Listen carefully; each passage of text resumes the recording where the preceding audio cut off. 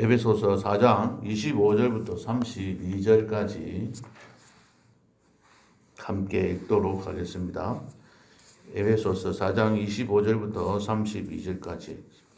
그런즉 거짓을 버리고 각각 그 이웃과 더불어 참된 것을 말하라. 이는 우리가 서로 지체가 됨이라. 분을 내어도 죄를 짓지 말며 해가 지도록 분을 품지 말고 마귀에게 틈을 주지 말라. 도둑질하는 자는 다시 도둑질하지 말고 돌이켜 가난한 자에게 구제할 수 있도록 자기 손으로 수고하여 선한 일을 하라. 무릇 더러운 말은 너희 입 밖에도 내지 말고 오직 덕을 세우는데 소용되는 대로 선한 말을 하여 듣는 자들에게 은혜를 끼치게 하라. 하나님의 성령을 근심하게 하지 말라. 그 안에서 너희가 구원의 날까지 인치심을 받느니라. 너희는 모든 악독과 노함과 분냄과 떠드는 것과 비방하는 것을 모든 악의와 함께 버리고 서로 친절하게 하며 불쌍히 여기며 서로 용서하기를 하나님이 그리스도 안에서 너희를 용서하심과 같이 하라. 아멘. 어떤 산골 마을에 효자로 소문난 사람이 있었습니다.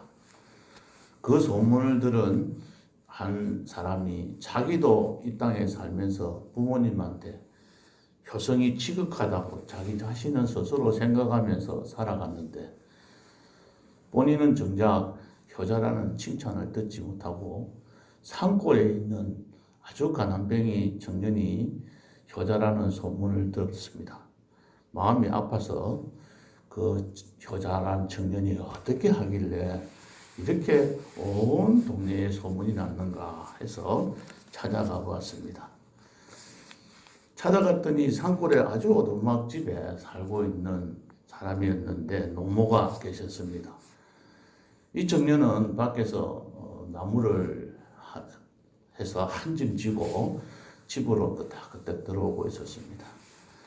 그랬는데 이 어머니가 뛰어나오더니 얘야 하면서 그 짐 내려놓으라고 지게 내려놓으라고 하고 그래서 이 청년은 지게를 내려놓았고 그 엄마가 그 대신 지게를 치고 집으로 들어가는 거예요. 근데 이 청년은 그대로 엄마가 그 무거운 짐을 치고 들어가더라도 그대로 보고 따라서 뒤에 졸졸졸졸 갔습니다. 이 광경을 쳐다본 이 사람이 어떻게 효자라는 칭찬을 듣는지 도저히 이해가 안 되어서 뛰어 따라 들어가가지고 청년을 보고 나무랐습니다. 이렇게 무거운 거를 어머니가 지게 만들다니 어떻게 그렇게 불효를 저지를 수 있느냐 이렇게 말을 하니까 청년의 이야기가 나는 불효를 한 적도 없고 효도를 한 적도 없습니다. 단지 엄마가 하자는 대로 한 것밖에 없습니다. 라고 했답니다. 우리는 효도를 하면 부모를 위해서 내 생각에 맞게 뭔가 해드려야 된다고 생각을 할 때가 참 많이 있습니다. 그래서 부모가 힘들어하는 일이 있으면 못하게 하고 집에서 가만히 앉아갖고 편안하게 쉬시라고 이야기할 때들이 참 많습니다. 그래서 부모님이 말을 안 들으면 고함도 지르고 부모님 앞에 말도 집에 가만히 좀 계시라는데 왜 자꾸 일하러 다니냐고 나무라기도 합니다. 그러면서 어머니의 마음을 상하게 만든 그러한 삶을 살 때가 참 많습니다. 저도 노모를 모시고 있는 저의 입장도 마찬가지인 것 같습니다. 자식 말을 잘 안 들어요. 그래서 힘이 들어서 엄마한테 가음도 지르기도 하고 나무라기도 하고 그렇게 했습니다. 그러면 서로 또 나중에 부둥켜 안고 울기도 하고 그런 장면들을 연출해가는 우리의 삶입니다. 제가 이 말씀을 드리는 이유가 우리가 하나님의 부르심을 받은 자들입니다. 그래서 우리는 하나님의 부르심을 받은 자이기 때문에 하나님을 위해서 어떻게 살아야 하는 것인가 하나님을 위해서 무엇인가 해드려야 되지 않느냐라는 생각을 할 때들이 참 많이 있습니다. 그래서 오늘 이 말씀을 보니까 성경의 찬송에도 나의 힘과 정성을 다 드리고 나의 언행 심사 내 모든 것을 주를 위해서 살겠다 하면서 열심히 살아가고 봉사하기도 합니다. 그런데 가만히 갈수록 생각을 해보니까 그게 아닌 것 같아요. 우리는 우리 하나님을 위해서 열심히 살아간다고 저희들의 판단 기준으로는 열심히 살아가는데 하나님께서는 그런 우리를 보고 아닌데? 하고 고개를 저을 때가 없지 않을까 하는 생각을 해봅니다. 그러면 어떻게 살아가는 것이 맞을까요? 하나님께서 원하시는 것이 무엇인지를, 하나님께서 말씀하시는 것이 무엇인지를 우리가 깊이 깨닫고 그 말씀대로 순종하면서 시키는 대로, 엄마가 무거운 짐을 지게를 치고 가겠다 그러면 지고 갈 수 있도록 배려해드리고, 하나님께서 원하시는 것이 무엇인지를 진정으로 듣고 그 말씀을 순종하는 것이 가장 바람직하다. 그래서 어떤 사람이 투두가 아니고 무엇을 하는 것이 아니라 투비가 되어야 된다. 어떤 사람이 되어야 된다는 것이죠. 오늘 성경 말씀에 우리 에베소서를 지금 3번에 걸쳐서 말씀을 드리고 있는데, 에베소서 4장부터 5장, 6장은 하나님께서 부르심을 받은 하나님으로부터 부르심을 받은 우리들이 교회에서 어떻게 살아가야 하는 것인지를 가르쳐 주고 있습니다. 이 말씀을 통해서 우리는 하나님이 우리에게 무엇을 원하시는지를 잘 생각하면서 받아들여야 될 것 같습니다. 특별히 앞에 4장 1절부터 16절에서는 교회 안에서 우리들끼리 어떻게 지체가 모여서 살아가야, 교회라는 단체가, 공동체가 어떻게 살아가야 되는지를 말씀하고 있다고 했습니다. 4장 17절 이후부터는 저희들이 지난번까지 이렇게 계속 살펴보고 있는데, 17절부터 24절까지는 우리가 옛 사람을 벗어버리고 새로운 새 사람을 입으라고 말씀을 하고 있었습니다. 지난 화요일 날 같이 살펴봤습니다. 오늘 본문의 4장 25절부터는 새 사람을 입은 그리스도인들이 교회 내에서 서로 지체들끼리 이웃과의 관계를 어떻게 살아가야 하는 것인지 말씀을 하고 있습니다. 25절부터 26절까지는 이 본문을 두 군을 나누어 보면 25절부터 29절까지는 마귀에게 틈탈 기회를 주지 말라는 내용으로 살펴보시면 돼요. 그 다음에 30절부터 32절까지 세 절은 성령을 근심케 하지 않는 삶이 어떠해야 되는지를 말씀하고 있습니다. 이렇게 나누어서 보면 좋을 것 같습니다. 첫 번째로 볼 것은 마귀가 틈탈 기회를 주지 않기 위해서 어떻게 해야 되는가. 25절부터 29절까지 말씀하고 있는데, 25절에서는 거짓을 버리고, 그렇죠? 거짓을 버리고, 그 다음에 참된 것을 말해야 합니다. 이 거짓이라는 것은 애들이 말하는 보통 거짓말하는 그런 거짓말도 있습니다. 하여튼 진실되지 못한 모든 행위들을 총칭해서 하는 말이 거짓입니다. 근데 이 거짓이라는 것은, 여기서 말하는 거짓은 얼토당도 안 하는, 누가 들어도 뻔한 거짓말하는 그런 거짓말이 아닙니다. 진실되게 보이지만 실제적으로는 가만히 들어보면 맞는 것 같아, 이렇게 고개를 끄덕끄덕 할 수 있는데, 가만히 보면 교묘하게 그 사람을 속여서 그 상대방의 유익을 위한 말이 아니라 자기 자신의 유익을 위해서 하는 말들을 여기서 말하는 거짓말이에요. 창세기에 나오는 하와가 그 하를 미혹에 넘어뜨리려고 뱀이 나타나서 온갖 말을 놓고 유혹하는 그러한 거짓말입니다. 가만히 들어보면 보암직도 하고 먹음직도 하고 정말 내가 보기에 아주 좋은 그 말들을 상대방에게 함으로 인해서 상대가 내가 원하는 것으로 따라오게 만드는 것이죠. 그러한 삶이 우리들 삶 속에 없는지 잘 생각해 봐야 됩니다. 우리는 지체입니다. 여기 보면 25절에 보면 이는 이런 말들이 있잖아요. 이는 이 말이 나오면 because 이렇게 영어로 그렇게 생각하시면 참 이해하기가 쉽습니다. 왜냐하면 우리가 서로 지체가 되기 때문입니다. 그 말은 상대가 마음이 아프면 나도 아파지는 게 지체입니다. 옆에 박 집사님이 마음이 괴롭고 아파하면 나도 아픈 거예요. 한 지체가 손이 아프면 내 몸 전체가 아프잖아요. 그와 같이 우리는 한 지체이기 때문에 남을 괴롭히면 남에게 거짓말을 해서 그 사람이 좋지 못한 길을 가게 되면 나도 그런 삶을 사는 것과 동일하다는 것이죠.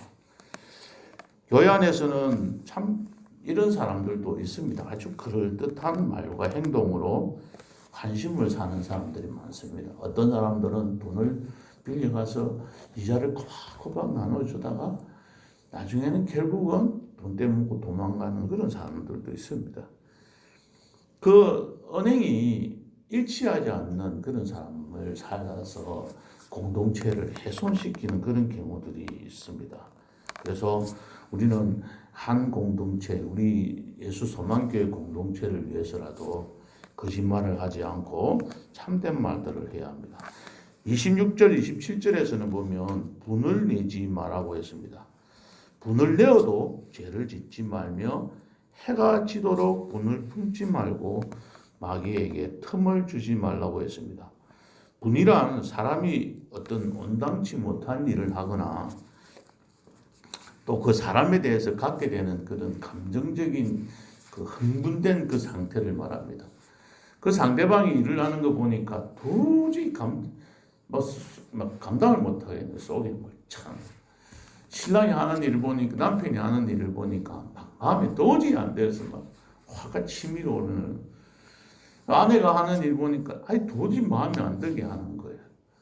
자녀가 하는 일을 보면 막 그런 생각이 저 김 집사님이 하고 있는 일 보니까 교회 아직까지 몇 년 다니는데 아직까지 저렇게 하고 있냐 이렇게 생각하면서 생기는 마음속에 생기는 그 분을 말하는 거예요. 이 분을 결국은 폭발하면 참고 있다가 이게 폭발해 버리면 결국은 누구 손입니까? 상대방은 그걸 잘 몰라요. 상대방은 나의 행동을 통해서 이 행동 때문에 상대방이 기분 나빠하는지 잘 모릅니다. 남편은 아니 내가 지금 화가 나고 있는지 왜 화를 내게 만드는지 남편이 몰라요. 그런데 거기다 대고 감을 질러본들 아무 의미가 없다는 말입니다. 제 아내는 제가 왜 화가 나는지 아내는 도대체 그 이해를 못합니다. 그런데 혼자서 막 부부를 끓고 있다가 나중에 참고 있다가 분을 품지 마라 그러고 분을 내지 마라 하니까 참고 있다가 보면 나중에 어떻게 돼요? 터져버리잖아요. 뚜껑이 열려버립니다. 그럼 누구만 손해입니까? 결국 본인만 손해를 보는 거잖아요. 그래서 죄를 짓게 되고 오히려 내 자신이 남들에게 좋은 인상을 갖지 못하는 경우들이 있습니다. 혼자서 흥분해서 분을 내고 있는 경우가 허다하기 때문에 그래서 마귀에게 틈을 주어서 나를 죄를 짓게 만드는 겁니다. 그러면 우리는 어떻게 해야 될까요? 오늘 여기 말씀 보면 자기 전에 그렇죠? 해가 지도록 분을 품지 말아야 돼. 이 해가 진다는 유대인들은 해가 지면 새로운 날이 계산해요. 새로 시작이 돼요. 우리는 12시, 밤 12시를 기준으로 해서 새날을 잡습니까? 새롭게 시작되는데 유대인들은 해가 지고 어두워지면 새롭게 한 날이 시작이 되는 겁니다. 그러니까 해가 지도록 분을 품지 말란 말은 그날 있었던 일은 그날 다 마무리 지으라는 그런 뜻이기도 하고 새로운 날을 맞이하라고도 합니다. 우리가 신체 건강적으로도 건강상도 보면 이 분을 품고 가만히 이 풀지 않고 자면 병이 걸립니다. 오히려 이런 사람들이 스트레스로 인해서 암이 걸릴 수도 있습니다. 그렇기 때문에 이걸 풀어야 됩니다. 어떻게 풀어야 될까요? 29절 다 같이 읽어볼까요? 시작. 오직 덕을 세우는 데 소용되는 대로 선한 말을 하여 듣는 자들에게 은혜를 끼치게 하라. 선한 말을 해야 돼요. 선하게 말을 해야 합니다. 누구에게? 상대방에게 이야기를 해야 됩니다. 이것을 상담학에서는 I 메시지라고도 합니다. 내가 어떻다. 당신이 이렇게 행동을 하니까 당신은 괜찮은데 내가 화가 나. 그래서 막 주체를 못하겠어 지금. 이 마음의 상태를, 내 생각을 말을 하라고 합니다. 말을 안 하고 가만히 혼자 썩만 썩고 있으면 내만 피고 힘든 거예요. 근데 말을 하기는 하는데 화를 내고 분을 내지 말고 어떻게 하라고요? 더러운 말도 하지 말고 선한 말을 해라는 거예요. 그래서 덕을 세워가라는 겁니다. 그게 안 되는데 어떻게 해요? 안 되도록 자꾸 연습을 하고 트레이닝을 자꾸 해야 됩니다. 그래서 부부간에도 자녀에게 하는 말도 이렇게 선한 말을 해야 좋은 관계가 맺어지는데 그냥 그 기분에서 나오는 말들을 막 던져버리면, 분을 내어버리면 이 문제가 해결이 안 되는 경우도 있습니다. 그래서 오늘 이 말씀은 우리 교회 안에서뿐만 아니고 우리 가정에서 부부가 또 자녀들과의 관계에서 덕을 세울 수 있는, 그래서 교회 공동체가 건실하게 성장해 가는데 도움이 되는, 또 교회 가정 공동체가 그렇게 아름답게 천국을 이루어 가는데 덕을 세우는 그러한 선한 말이 뭔지, 그래서 부드러운 말들을 해서 상대가 내가 지금 마음속에서 느끼고 있는 그 감정을 이해하도록 하는 것이 좋다 이 말입니다. 네 번째로 해야 할 일은 28절 거꾸로 올라가서 28절을 한번 읽어보겠습니다. 시작. 도둑질하는 자는 다시 도둑질하지 말고 돌이켜 가난한 자에게 구제할 수 있도록 자기 손으로 수고하여 선한 일을 해라. 자기 손으로 수고해서 열심히 일을 해라. 선한 일을 행하라 라는 말입니다. 수고하여서 일을 하는 이유는, 소극적인 이유는, 첫 번째는 내가 먹을 것이 없어서 남의 집에 도둑질하지 않기 위해서 일을 하는 거예요. 두 번째는 뭐죠? 내가 구제할 것이 있도록 하기 위해서, 다른 사람을 구제하기 위해서 내가 열심히. 그러니까 내가 열심히 일을 하는 이유가 내 자신의 배를 채우기 위한 것이 아니라 다른 사람을 위해서, 상대방을 위해서, 우리 가정을 위해서, 또 교회를 위해서, 또 우리 주변에 나의 도움을 기다리고 있는 사람들에게 도와주기 위해서 열심히 일을 한다는 것이죠. 이 초대교회 당시에는 어떤 일이 있었냐면 구제를 참 많이 했습니다. 그러다 보니까 많은 사람들이 교회에 모여들었습니다. 그 중에 구제를 받아야 될 가난한 사람들이 참 많았습니다. 그러니까 교회에서 구제하는 일에 모든 재정을 지출해야 되는 어려움들도 있었습니다. 그래서 열심히 일을 해서 자기 먹을 거는 자기가 좀 챙겨서 하라는 그런 뜻들도 있습니다. 그러니까 다른 사람들 교회 공동체에 폐를 끼치면서까지 빈둥대고 노는 것은 하나님께서 보시기에 합당치 않다는 그런 이야기이기도 합니다. 노동은 바로 하나님께서 주신 축복이기도 합니다. 창세기 1장 28절에 보면 하나님께서 그들에게 복을 주시면서 생육하고 번성하여 땅에 충만하라, 땅을 정복하라, 그리고 모든 생물을 다스리라고 했습니다. 땅을 주면서 그냥 갖고 있으라 이렇게 준 게 아니고 이 땅을 다스리고 이 땅을 활용해서 살아라고 주신 거예요.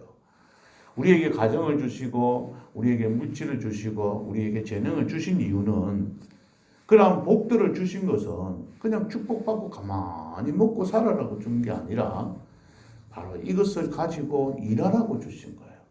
다스리라고 주신 거예요. 이걸 활용해서 더 많은 일들을 감당해라고 주신 것입니다. 그래서 하나님의 명령입니다. 그러므로 내가 하는 일에 최선을 다해서 일해야 되고 게으름을 피워서는 안 됩니다. 아까 효자가 나무를 하러 갔으면 나무 해오는 일에 최선을 다해서 살아야 되는 거예요. 산에 가서 나무를 해오는데 한 지게를 지고 와야 되는데 이 청년이 나무를 못 해가지고 3분의 1도 안 되는 짐을 끄떡끄떡 지고 들어오면 바로 어머니에게 근심거리를 제공하는 거잖아요. 그러니까 밖에 나가서 열심히 일해가 와야 되는 거예요. 그래서 혹시 우리 아들이 아프진 않나 이렇게 걱정을 하게 되고 근심하게 되는 그런 일들이 생기게 됩니다. 그래서 오늘 30절부터 32절까지의 말씀을 두 번째 대지로 성령을 거스리는 사람이 되어서는 안 된다. 성령을 근심하게 하지 말아야 된다. 다시 말하면 하나님께서 근심하게 하는 행동들은 하지 말라는 것이죠. 앞에 말씀드렸듯이 열심히 일하지 않고 거짓말이나 하고 다니고 또 화도 내고 또 더러운 말들도 하고 이런 삶을 살고 있는 자식이라면 부모님의 마음을 거스리게 되는 것이죠. 훈계나 지시에 제대로 따르지 않거나 기뻐하는 행동을 하지 않을 때 그 부모의 마음에는 자식이 근심거리가 됩니다. 마찬가지로 하나님께서 우리를 부르셨는데 부르심을 받은 우리들이 하나님이 원하시는 일들을 행하지 않음으로 인해서 성령을 거스리는 일이 없어야 된다는 것이죠. 그러면 왜 성령을 거스리지 말아야 되는가? 30절에 보면 너희가 구원의 날까지 인치심을 받았기 때문입니다. 이 말은 우리가 마지막으로 하나님 앞에서 완전하게 구속되는 바로 그날까지 로마서 8장 30절에 나와 있는 말씀처럼 우리가 마지막 날 영화롭게 되는 그날까지 성령님께서는 우리를 인도하고 가시기 때문입니다.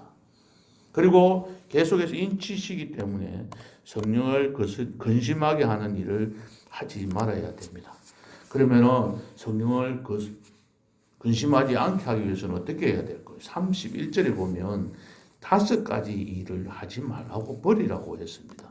첫 번째는 악독입니다. 이것 앞에 하고 비슷한 이야기입니다. 악독이라는 말은 분노를 가지고 있는 그런 행동을 말하는데 여기서는 독설을 말합니다. 독설.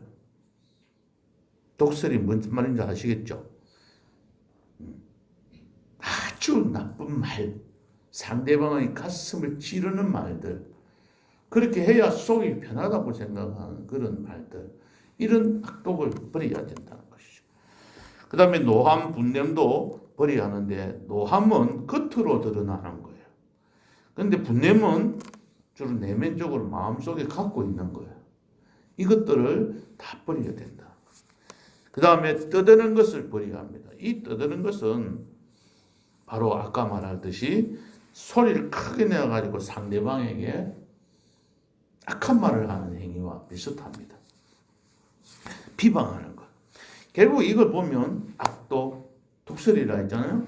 분냄, 화냄, 떠드는 거, 비방하는 것, 좀 뭐죠? 내 입에서 나오는 것들. 그러니까 우리의 입을 재갈 물리고 입을 새 나오는 모든 말들을 통제하고 조심해야 된다는 말씀. 이런 것들을 다 버려야 합니다. 두 번째로 어떻게 해야 될까요? 서로 32절 친절하게 대하고 불쌍히 여기고 용서하라 그랬습니다. 친절하고 불쌍히 여긴다는 말은 긍휼이죠.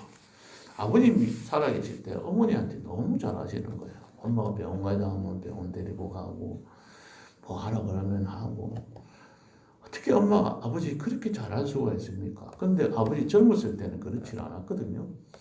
감도 지르고 엄마가 하면 막 때리기도 하고 나야 좀 저희 지금 현재 모습하고 비슷할 정도로 그렇게 했습니다. 근데 연세가 들어가면서 잘하시는 거예요. 어떻게 그 잘할 수 있습니까? 아버지 하시는 말씀이 그 말이었어요. 너희 엄마가 내 때문에 저리 고생해서 아픈데 내가 안 해줄 수 있나 하는 거예요.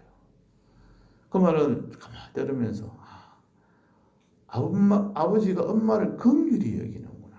불쌍하게 여기는구나. 그러니까 사랑할 수밖에 없는 거예요. 불쌍하게 보이는 겁니다.